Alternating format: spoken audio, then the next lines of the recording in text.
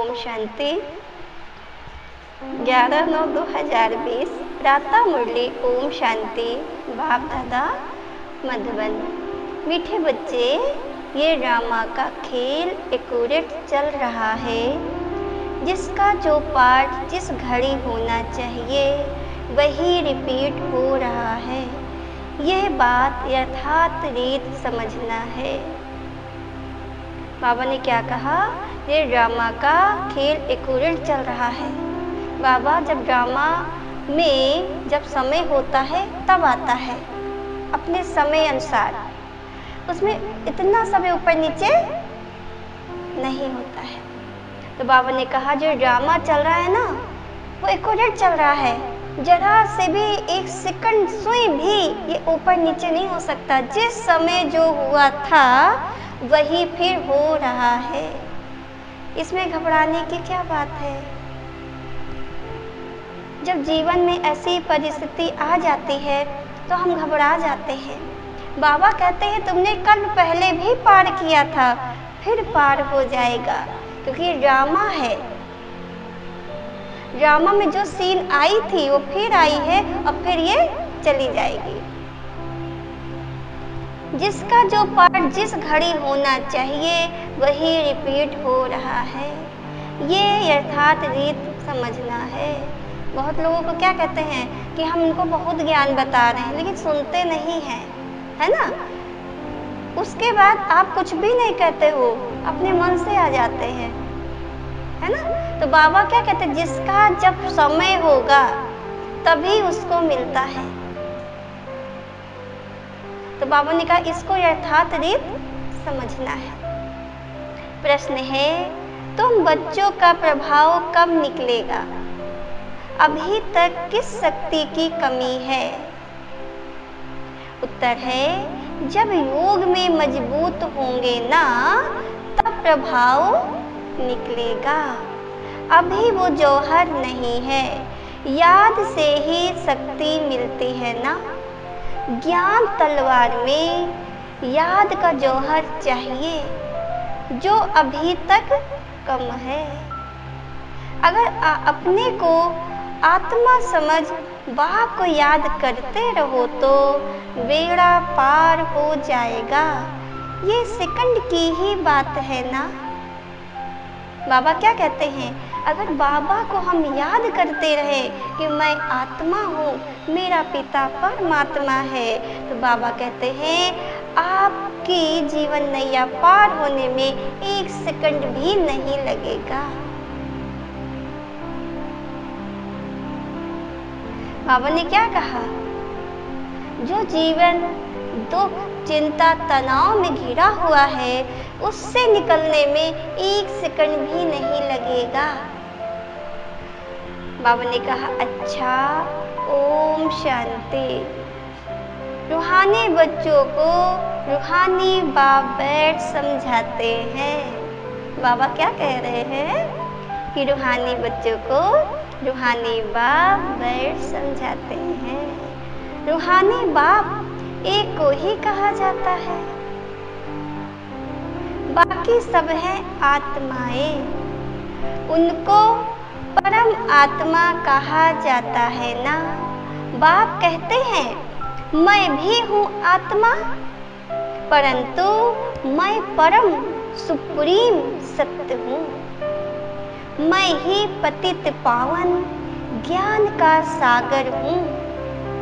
बाप कहते हैं मैं आता ही हूँ भारत में। बच्चों को विश्व का मालिक बनाने। भगवान कहाँ आता है? भारत में आता है। तुम ही मालिक थे ना, अब स्मृति आई है, अब याद आया कि हम क्या थे? विश्व के मालिक थे। आज कैसी हालत हो गई है? क्या अपनी तुलना उन देवी देवताओं की कर सकते हो कि हम ऐसे थे ना। जब बाबा ने हमें समझाया कि बच्चे तुम फिर ऐसे बन सकते हो, ये बनने का पुरुषार्थ है, तो स्मृति आई ना। खुशी हुई ना कि बाबा फिर हम ऊंचे उठ जाएंगे। बाबा ने कहा तुम पहले पहले सतयुग में आए, फिर पाठ बजाते, 84 जन्म भोग, अब पिछाड़ी में आ गए हो। तुम अपने को आत्मा समझो, आत्मा अविनाशी है, शरीर विनाशी है। आत्मा ही देह के साथ आत्माओं से बात करती है ना। आत्म अभिमानी हो करके नहीं रहते तो जरूर देह अभिमान है ना। मैं आत्मा हूँ ये सब भूल गए हैं। बाबा क्या कह रहे हैं? मैं आत्मा हूँ ये भूल गए हैं। तो क्या याद आ गया? जब अच्छी चीज अंदर होती है तो बुरी चीज निकल जाती है, जब बुरी चीज आ जाती है तो अच्छी चीज निकल जाती है। तो बाबा क्या कहते हैं? जब आत्मा का भान भूल जाता है तो शरीर क्या याद आता है? देह अभिमान, शरीर के भान में आ जाते हैं। बाबा कहते हैं पाप आत्मा, पुण्य आत्मा, महान आत्मा, वो फिर परमात्मा तो बन ना सके। क्या यहाँ का मनुष्य कोई परमात्मा बन सकता है? वो चाहे जितना तपस्या कर ले, क्या परमात्मा बन जाएगा? नहीं बन पाएगा ना। बाबा कहते हैं वो कोई परमात्मा नहीं हो सकते। कोई भी अपने को शिव कह ना सके। शरीरों के शिव नाम तो बहुतों के हैं, बहुत लोगों के नाम होते हैं ना। कोई कहेंगे शिव खिलावन, कोई कहेंगे शिवाराम, है ना। शिव नाम होते हैं लेकिन शिव के जैसे काम नहीं होते हैं। जैसे शिव परमात्मा नर्क को स्वर्ग बनाते हैं, पतित से पावन बनाते हैं, क्या ये काम एक मनुष्य का हो सकता है? ये तो केवल भगवान का ही काम है। बाबा ने कहा बच्चे, शरीरों के शिव नाम तो बहुतों के हैं। आत्मा जब शरीर में प्रवेश करती है तो नाम पड़ता है। जब आत्मा शरीर में आई तो फिर नाम रखते हैं ना। क्या कहते हैं? हमारे घर में बच्चे का जन्म हुआ है तो उसका नामकरण किया जाता है, नाम रखा जाता है ना। लेकिन जहाँ वो आत्मा शरीर छोड़ देती है तो यहाँ का दिया हुआ नाम यहीं पे रह जाता है, वो साथ नहीं जाता है। क्योंकि यहाँ पे मिला है ना, यहाँ मिला है, इसलिए वहाँ काम नहीं आता। बाबा कहते हैं बच्चे, क्योंकि शरीर से ही पाठ बजाना होता है तो मनुष्य फिर शरीर के भान में आ जाते हैं। मैं फलाना हूँ, अभी समझते हैं मैं आत्मा हूँ। पहले क्या समझते थे कि मेरा नाम ये है, मैं ये करती हूँ, मैं यहाँ रहती हूँ। अब क्या कहते हैं? बाबा के ज्ञान में आने के बाद क्या कहते हैं? मैं आत्मा हूँ, मेरा पिता परमात्मा है। और कहाँ के रहने वाले हैं? परम धाम के रहने वाले हैं। बाबा ने कहा बच्चे, अब क्या कहते? मैं आत्मा हूँ ना। हमने 84 का पाठ बजाया है, अभी हम आत्मा को जान गया हूँ। हम आत्मा सतो प्रधान थी ना, फिर अभी क्या हुआ? तमो प्रधान बनी हूँ। बाप आते ही तब हैं जब सब आत्माओं पर कट लगी हुई है। जैसे सोने में खाद पड़ती है ना, तुम पहले सच्चा सोना हो, फिर चांदी तांबा लोहा पढ़कर तुम बिल्कुल काले हो गए हो। ये बात और कोई समझा ना सके। सब कह देते हैं आत्मा निर्लेप है, खाद कैसे पड़ी। पड़ती है। ये भी बाप ने समझाया है ना बच्चों को। बाप कहते हैं मैं आता ही भारत में हूँ, जब बिल्कुल तमो प्रधान बन जाते हैं ना तब आता हूँ।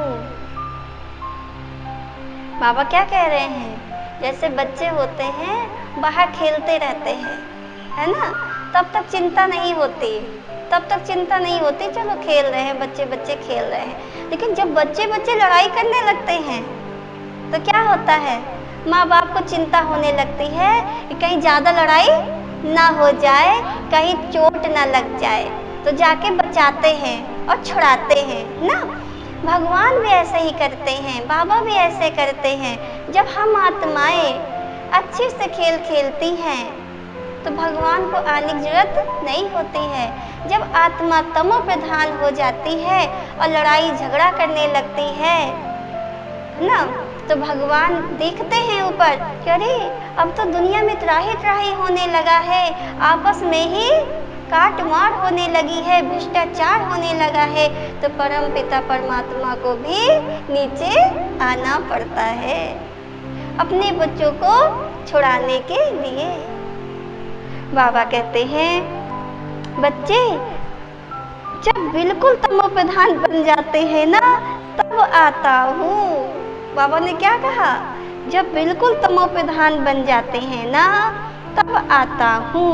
एक्यूरेट टाइम पर आते हैं ना, जैसे ड्रामा में एक्यूरेट खेल चलता है ना, जो पार्ट जिस घड़ी होना होगा उस समय फिर रिपीट होगा, उसमें जरा भी फर्क पड़ नहीं सकता। वो है हद का ड्रामा, ये है बेहद का ड्रामा।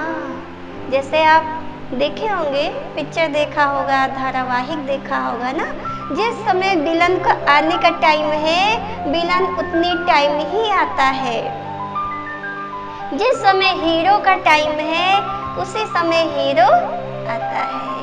तो सबका टाइम अपनी अपनी जगह निर्धारित होता है कि इस टाइम पे हीरोइन आएगी, इस टाइम पे हीरो आएगा। तो भगवान कहते हैं जैसे हद का ड्रामा होता है वैसे ही ये बेहद का ड्रामा है, जिस समय जिसको आना होगा उसी टाइम पे आएगा। आप लोगों को भी बाबा का ज्ञान मिला है ना, ज्ञान मिला तो किस समय मिला, जब आपका टाइम था उस समय आपको बाबा का पैगाम मिला और आप बाबा को पहचान गए ना।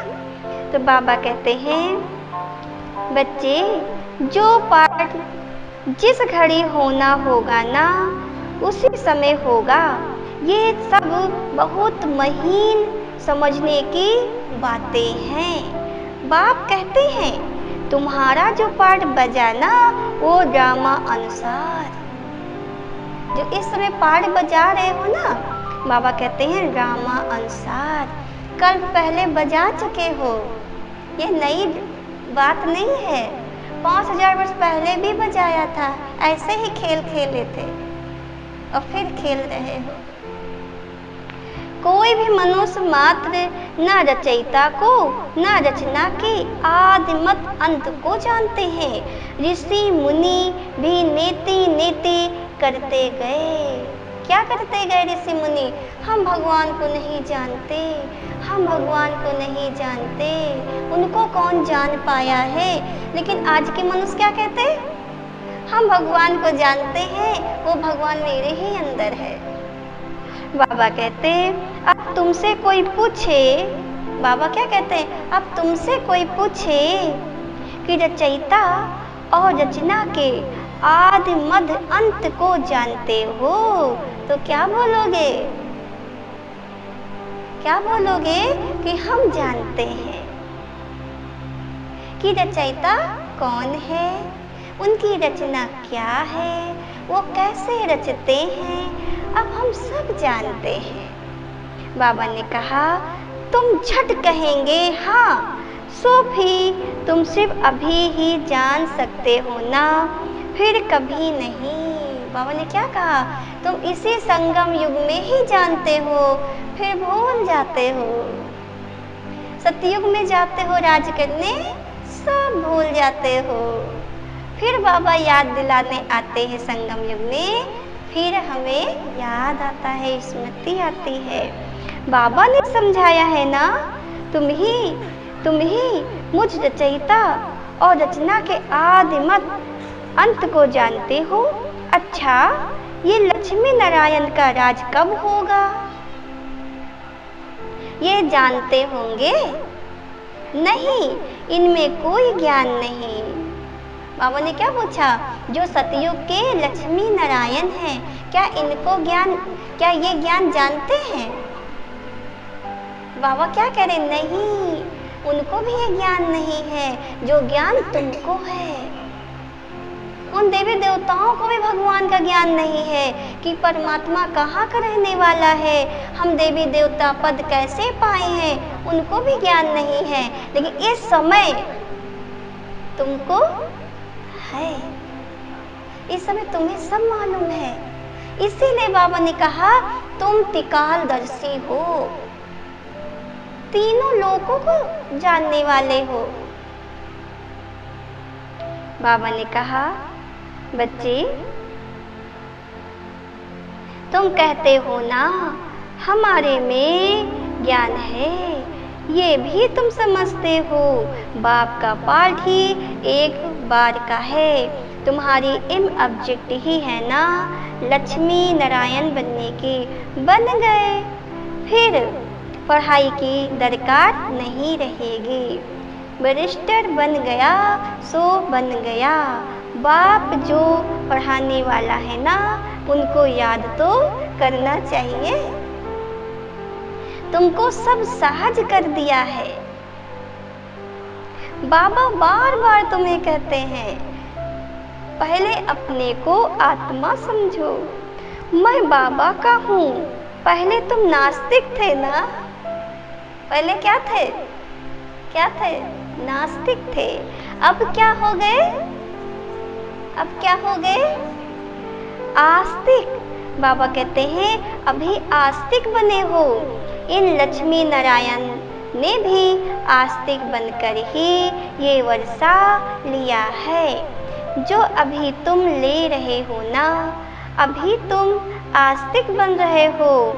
आस्तिक नास्तिक ये अक्षर इस समय के हैं, वहाँ ये अक्षर ही नहीं, पूछने की बात ही नहीं रह सकती। यहाँ प्रश्न उठते हैं ना, तब तो पूछते हैं रचता और रचना को जानते हो?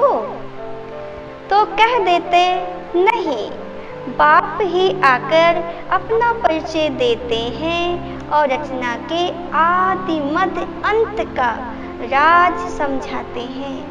बाप कहते हैं बेहद का मालिक रचता है। बाबा क्या कहते हैं? भगवान बेहद का मालिक है। तो अपने बच्चों को क्या बनाता है? बेहद का मालिक बनाता है। बच्चों को समझाया गया है ना, और धर्म स्थापक भी यहाँ जरूर आते हैं। तुमको साक्षात्कार कराया था ना, इब्राहिम, क्राइस्ट आदि कैसे आते हैं? वो तो पिछाड़ी में जब बहुत आवाज निकलेगा तब आएंगे। बाप कहते हैं बच्चे, देह सहित देह के सब धर्मों को त्याग मुझे याद करो ना। अभी तुम सम्मुख बैठे हो, अपने को देह नहीं समझना। क्या समझते हो? बाबा ने क्या कहा? बाबा के सामने बैठ के अपने को देह नहीं समझना है। क्या समझना है? मैं आत्मा हूँ। अपने को आत्मा समझ बाप को याद करते रहो तो बेड़ा पार हो जाएगा। सेकंड की बात है ना। मुक्ति में जाने के लिए ही भक्ति आधा कल्प करते हैं। भक्ति क्यों करते हैं? कि हे भगवान हमें मुक्ति मिल जाए, हे भगवान हमें मुक्ति दे दो, इसलिए भक्ति करते हैं ना। बाबा कहते हैं लेकिन कोई भी आत्मा वापस जा नहीं सकती। जब तक बाबा ना आए ना तब तक कोई मुक्ति नहीं दे सकता और आत्मा अपने घर वापस नहीं जा सकती।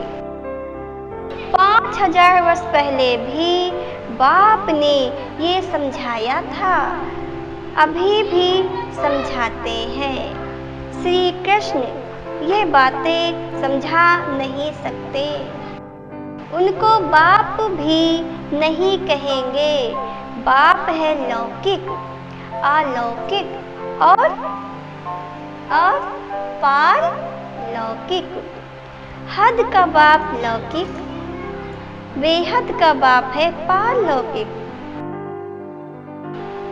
आत्माओं का ना और एक ये है संगम युगी वंडरफुल बाप। 3 बाप हो गए ना, कौन कौन से? एक लौकिक बाप, एक अलौकिक बाप और तीसरा संगम युगी वंडरफुल बाप। इनको अलौकिक कहा जाता है ना। बाबा ने कहा प्रजापिता ब्रह्मा को कोई याद ही नहीं करते, वो हमारा ग्रेट ग्रेट ग्रैंडफादर है। ये बुद्धि में नहीं आता है। कहते भी है ना आदि देव एडम, परंतु कहने मात्र। मंदिरों में भी आदि देव का चित्र है ना, तुम वहाँ जाएंगे तो समझेंगे ये तो हमारा यादगार है। बाबा भी बैठे हैं, हम भी बैठे हैं। दिलवाड़ा मंदिर है। बाबा ने कहा वहाँ पे क्या है? वहाँ क्या है? सभी आत्माएं तपस्या कर रही हैं। तो बाबा कहते तुम्हारा ही रूप रखा हुआ है। बाबा ने कहा बच्चे क्या कहते हैं? प्रजापिता ब्रह्मा को कोई याद नहीं करते, वो हमारा ग्रेट ग्रेट ग्रैंडफादर है। ये बुद्धि में नहीं आता। कहते भी है ना आदि देव एडम, परंतु कहने मात्र। मंदिरों में भी आदि देव का चित्र है ना, तुम वहाँ जाएंगे तो समझेंगे ये तो हमारा यादगार है। बाप भी बैठे हैं, हम भी बैठे हैं। यहाँ बाप चैतन्य बैठे हैं। बाबा क्या कह रहे हैं? बाबा क्या कह रहे हैं कि जब हम मंदिर जाते हैं तो क्या देखते हैं कि किनारे किनारे देवी देवता बैठे रहते हैं, बीच में शिव बाबा बैठे रहते हैं। तो बाबा ने समझाया कि देखो बच्चे भी बैठे हैं और बाप भी बैठे हैं। जैसे यहाँ बैठे हैं ना, बाप भी बैठे हैं और हम बच्चे भी बैठे हैं। बाबा कहते वहाँ तो जड़ चित्र हैं। मंदिरों में क्या है? जड़ चित्र हैं। न मूर्तियाँ बोलती हैं, न खाती हैं, न पीती हैं। लेकिन अभी हम बाप के पास बैठे हैं कैसे? चैतन्य में। बाबा भी बोलता है, देखता है, सुनता है। हम बच्चे भी बोलते हैं, देखते हैं, सुनते हैं। हम भी चैतन्य में हैं और बाबा भी चैतन्य में हैं। तो क्या मंदिरों में चैतन्य में मूर्तियाँ रहती हैं? वो तो सब कैसे रहती हैं? जड़ में। बाबा कहते ऊपर में स्वर्ग भी ठीक है। जिन्होंने मंदिर देखा है वो जानते हैं कि बाबा हमको अब चैतन्य में राजयोग सिखला रहे हैं, फिर बाद में मंदिर बनाते हैं। ये स्मृति में आना चाहिए कि यह सब हमारे यादगार है ना। यह लक्ष्मी नारायण अब हम बन रहे हैं। फिर सीढ़ी उतरते आए हैं ना, अब फिर हम घर जाकर राम राज में आएंगे। पीछे होता है रावण राज, फिर हम वाम मार्ग में चले जाते हैं। बाप कितना अच्छी रीत समझाते हैं। इस समय अभी मनुष्य मात पतित हैं। बाबा ने क्या कहा, इस समय सभी मनुष्य मात पतित हैं। जितनी भी आत्माएं इस दुनिया में हैं सब पतित हो गई है।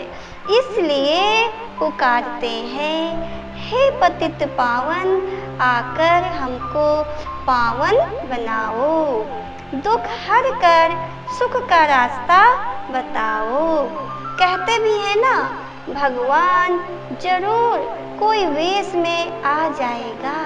क्या कहते हैं, न जाने भगवान किस वेश में आ जाए, हम पहचान न पाए। तो भक्त भावना के वश में होके क्या कहते हैं, पता नहीं भगवान कुत्ता के रूप में आ जाए, कि भगवान भिखारी के रूप में आ जाए, कि कोई महात्मा के रूप में आ जाए। तो हर चीज़ों में भगवान को खोजते रहते हैं कि पता नहीं किस वेश में आ जाए। बाबा कहते हैं, अब कुत्ते बिल्ली ठिक्कर भिट्टर आदि में तो नहीं आएंगे ना।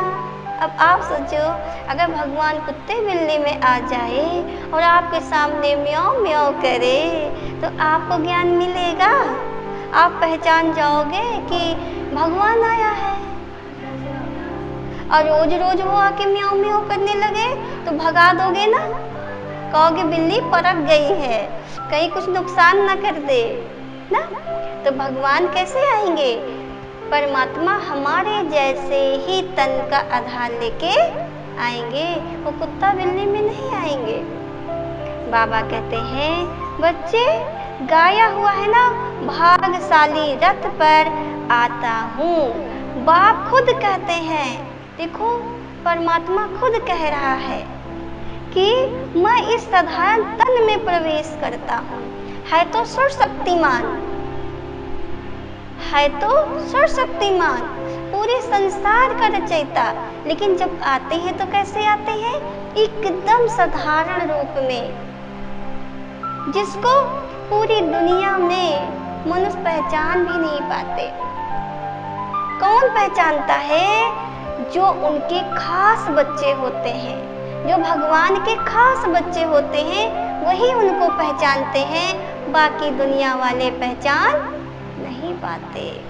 बाबा कहते हैं, बच्चे मैं इनमें प्रवेश करता हूँ ना, यह अपने जन्मों को नहीं जानते, तुम अभी जानते हो ना। इनके बहुत जन्मों के अंत में जब वानप्रस्थ अवस्था होती है तब मैं प्रवेश करता हूँ। भक्ति मार्ग में पांडवों के बहुत बड़े बड़े चित्र बनाए हैं। रंगून में बुद्ध का भी बहुत बड़ा चित्र है ना।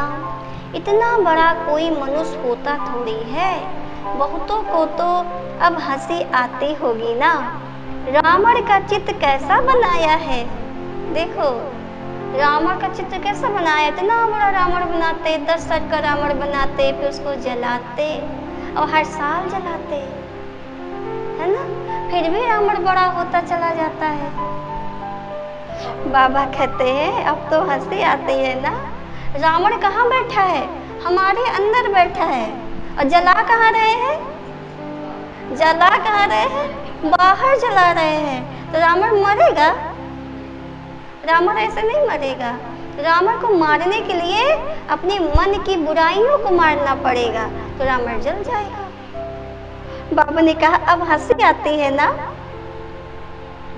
दिन प्रतिदिन बड़ा करते जाते हैं, ये क्या चीज है जो हर वर्ष जलाते हैं। ऐसा कोई दुश्मन होगा, दुश्मन का ही चित्र बनाकर जलाते हैं ना। अच्छा, रावण कौन है, कब दुश्मन बना, जो हर वर्ष जलाते आते हैं ना। इस दुश्मन का किसको भी पता नहीं है। उनका अर्थ कोई बिल्कुल नहीं जानते। बाप समझाते हैं, वो है ही रावण संप्रदाय, तुम हो राम संप्रदाय। अब बाप कहते हैं गृहस्थ व्यवहार में रहते कमल फूल समान बनो और मुझे याद करते रहो ना। कहते हैं बाबा, हंस और बगुले इकट्ठे कैसे रह सकते, खिटखिट होती है ना। बच्चे क्या कहते हैं, बाबा हम ज्ञान में चलते हैं तो घर में खिटखिट होती है, हंस और बगुले कैसे साथ में रहे। तो बाबा क्या कहते हैं, सो तो जरूर होगा ना, सहन करना पड़ेगा।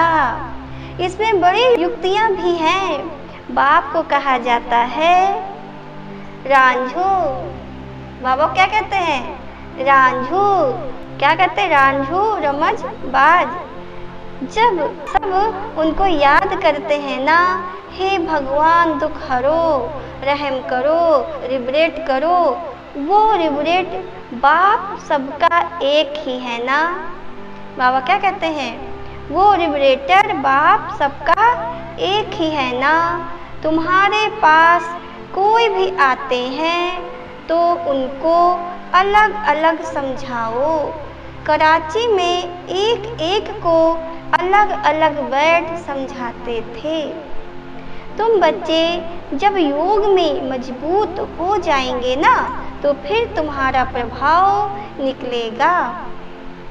अभी अनुज वो जौहर नहीं है।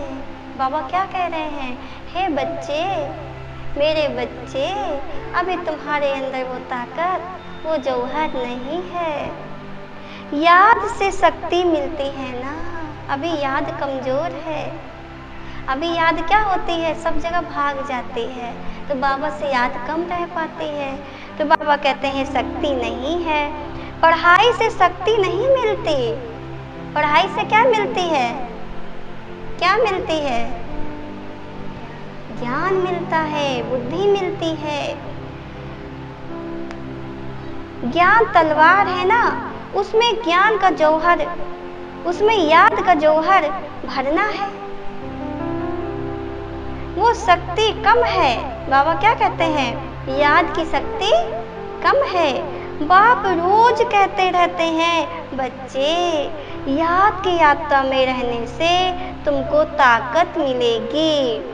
पढ़ाई में इतनी ताकत नहीं है, याद से तुम सारे विश्व के मालिक बनते हो।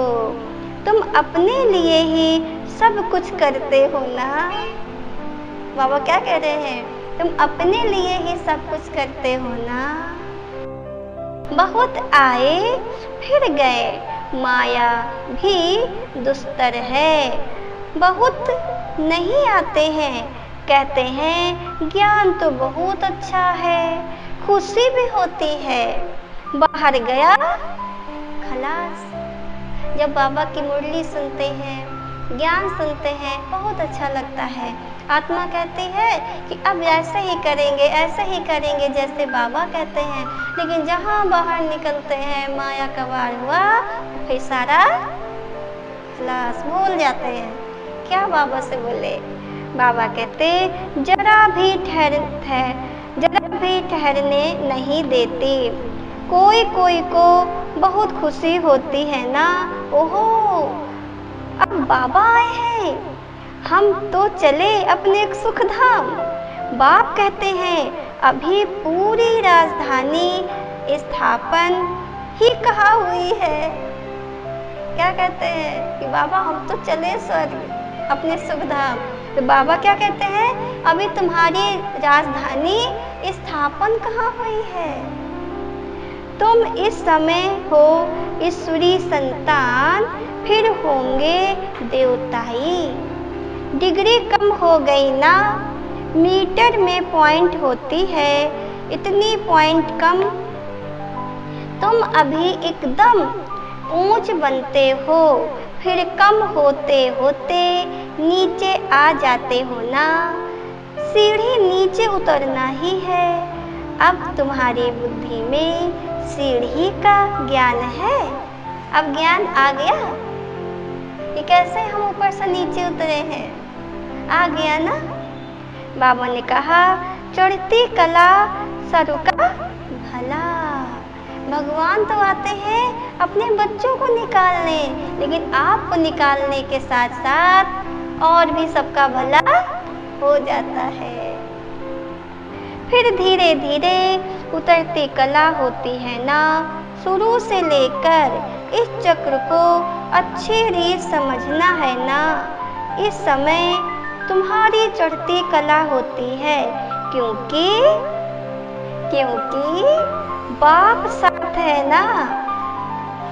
ईश्वर जिसको मनोस्वरव्यापी कह देते हैं, वो बाबा मीठे बच्चे कहते रहते हैं। दुनिया वालों ने क्या कहा? भगवान कंकड़ पत्थर में है ना।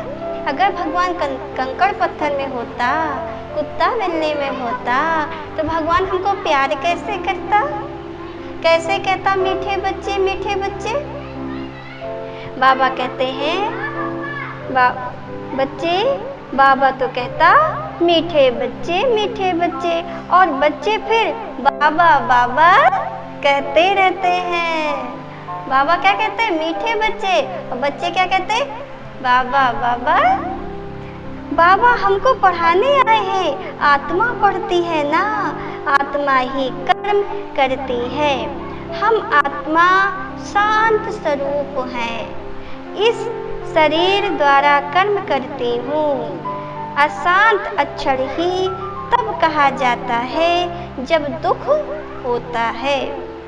बाकी शांति तो हमारा स्वधर्म है। बहुत कहते हैं मन की शांति हो, कहते हैं ना कि बाबा हमें मन की शांति दे दो, हमें बस कुछ मिले ना मिले लेकिन शांति मिल जाए, कहते हैं ना। अरे बाबा क्या कहते हैं? अरे आत्मा तो स्वयं शांत स्वरूप है। क्या कहते हैं सब? कि हमें शांति मिल जाए। बाबा ने क्या कहा? कि तुम तो शांत स्वरूप हो, मांगने की जरूरत नहीं है, उस शांति को बढ़ाने की जरूरत है। बाबा ने कहा उनका घर ही है ना शांति धाम। तुम अपने को भूल गए हो। तुम तो शांति धाम के रहने वाले थे। बाबा याद दिला रहे हैं कि बच्चे तुम कहाँ के रहने वाले थे और भूल गए। तुम तो शांति धाम के रहने वाले थे। शांति वहाँ ही मिलेगी। कोई कहे यहाँ शांति मिल जाए, यहाँ सुख मिल जाए, तो बाबा ने कहा तुम तो शांति धाम के रहने वाले हो, शांति तो वहाँ मिलेगी। आजकल कहते हैं ना, एक राज, एक धर्म, एक भाषा हो, one cast, one religion, one God. अब गवर्नमेंट लिखती भी है वन गॉड है, फिर सर्वव्यापी क्यों कहते हो?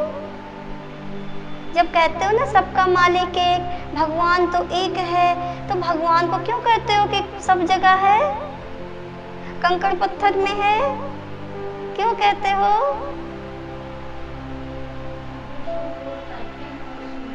क्योंकि हम भूल गए हैं कि हमारी आत्मा का पिता कहाँ रहता है।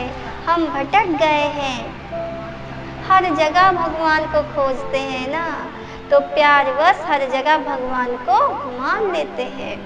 बाबा कहते वन गॉड तो कोई मानता ही नहीं है, तो अब तुमको फिर ये लिखना है, लक्ष्मी नारायण का चित्र बनाते हो, ऊपर में लिख दो सतयुग में जब इन्हों का राज था तो one god, one deity religion था, परंतु मनुष्य कुछ समझते नहीं हैं, अटेंशन नहीं देते।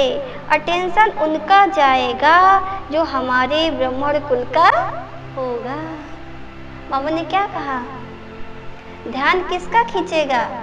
ज्ञान में, जो देवता कुल का होगा। बाबा ने कहा और कोई नहीं समझेगा, इसलिए बाबा कहते हैं अलग अलग बैठाओ, फिर समझाओ, फॉर्म भराओ तो मालूम पड़ेगा ना, क्योंकि कोई किसको मानने वाला होगा, कोई किसको, है ना। जैसे ज्ञान दिया जाता है तो सब एक भगवान को थोड़े मानते हैं, कोई दुर्गा को मानता है, कोई कृष्ण का भक्त है, कोई हनुमान का भक्त है ना। तो बाबा कहते हैं सब अलग अलग मानते हैं, इसलिए अलग अलग समझाना है। बाबा ने कहा कोई किसको मानता है, सबको इकट्ठा कैसे समझाएंगे, अपनी अपनी बात सुनाने लग पड़ेंगे ना। बाबा क्या कह रहे हैं, इकट्ठा सुनाओगे तो वो अपनी सुनाएंगे, वो अपनी सुनाएंगे, वो अपनी सुनाएंगे, फिर सबकी सुन नहीं पाओगे और अपने अच्छे से अपनी बात को बता नहीं पाओगे। इसलिए सबको अलग अलग बैठा के समझाना होता है। बाबा कहते हैं बच्चे, बीके का नाम सुना है, प्रजापिता ब्रह्मा द्वारा क्या लगता है, प्रजापिता ब्रह्मा तुम्हारा क्या लगता है, कभी नाम सुना है, तुम प्रजापिता ब्रह्मा की संतान नहीं हो, हम तो प्रैक्टिकल में हैं, हो तुम भी परंतु समझते नहीं हो। बाबा क्या कह रहे हैं, प्रजापिता ब्रह्मा तुम्हारा क्या लगता है, कभी नाम सुना है, तुम प्रजापिता ब्रह्मा की संतान नहीं हो, हम तो प्रैक्टिकल में है ना, हो तुम भी परंतु समझते नहीं हो, समझाने की बड़ी युक्ति चाहिए। अच्छा मीठे मीठे सिकलंदे बच्चों, प्रतिमात पिता बाप दादा का याद प्यार गुड मॉर्निंग। रूहानी बाप को, रूहानी बच्चों को नमस्ते। हम रूहानी बच्चों की तरफ से रूहानी बाप दादा को याद प्यार गुड मॉर्निंग और नमस्ते नमस्ते नमस्ते। मीठे प्यारे बाबा, ओम शांति। मुख्य सार है, पहला पॉइंट, मंदिरों आदि को देखते सदा ये स्मृति रहे कि यह सब हमारे ही यादगार है। अब हम ऐसा लक्ष्मी नारायण बन रहे हैं। दूसरा पॉइंट है, गृहस्थ व्यवहार में रहते कमल फूल समान रहना है। हंस और बकुले साथ हैं तो बहुत युक्ति से चलना है, सहन भी करना है ना। वरदान है, माया के बंधनों से सदा निर्बंधन रहने वाले योग युक्त बंधन मुक्त भव। डिटेल है, बंधन मुक्त की निशानी है सदा योग युक्त। योग युक्त बच्चे जिम्मेवारियों के बंधन व माया के बंधन से मुक्त होंगे। मन का भी बंधन ना हो। लौकिक जिम्मेवारी तो खेल है, इसलिए डायरेक्शन प्रमाण खेल की रीत से हंस कर खेलो तो कभी छोटी छोटी बातों में थकेंगे नहीं। अगर बंधन समझते हो तो तंग हो जाते हो ना, क्या क्यों का प्रश्न उठता है। लेकिन जिम्मेवार बाप है, आप निमित्त हो। इस स्मृति से बंधन मुक्त बनो तो योग युक्त बन जाएंगे। बाबा क्या कहते हैं, जो भी घर गृहस्थी का बंधन है तो हम क्या सोचते हैं कि हम जिम्मेदार हैं, तो उसको करने में निभाने में लगे रहते हैं, चिंता में पड़े रहते हैं कि बच्चों को कैसे खिलाएं, बच्चों को पढ़ाना है, कहाँ से हो, है ना। बाबा क्या कहते हैं, तुम अपनी कर्तव्य को निभाओ, अब भगवान को जिम्मेदारी दे दो। ऐसे भी कहते हैं ना कि ये जो बच्चे हैं, ये घर है, सब भगवान का है, तो भगवान का है तो भगवान संभाले ना। उसको हम संभालने लगते हैं तो थक जाते हैं। उसे कैसे संभालना है, घर गृहस्थी कैसे संभालना, खेल के जैसे कि हम खेल कर रहे हैं, हम नाटक खेल रहे हैं। सबको खिलाने का पाठ मिला है, पहनाने का पाठ मिला है, ये तो भगवान ने मुझे खेल दिया है। बाबा ने कहा तो क्या होगा, क्या होगा, हम बंधन मुक्त हो जाएंगे। बाबा ने कहा अपनी स्मृति में रहो कि मैं कौन हूँ, मैं एक आत्मा हूँ। और योग किससे होना चाहिए, शिव बाबा से होना चाहिए। तो बाबा कहते हैं सदा तुम हल्के रहोगे, हर काम में हल्के रहोगे। स्लोगन है करण करावन हार की स्मृति से भान और अभिमान को समाप्त करो। स्लोगन है करण करावन हार की स्मृति से भान और अभिमान को समाप्त करो।